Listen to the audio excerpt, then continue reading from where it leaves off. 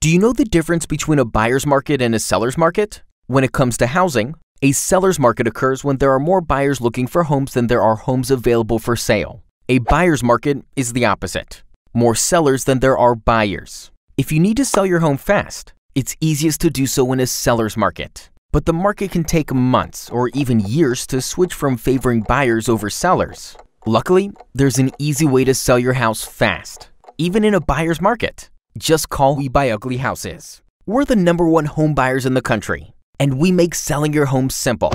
We can purchase every home as is, so you don't have to worry about repairs. And we pay cash, which means there's no waiting around to get approval from a bank. In fact, working with We Buy Ugly Houses independently owned and operated franchisees means it's possible to sell your house in as little as 30 days. Seriously, visit WeBuyUglyHouses.com to see if We Buy Ugly Houses can help you sell your home fast.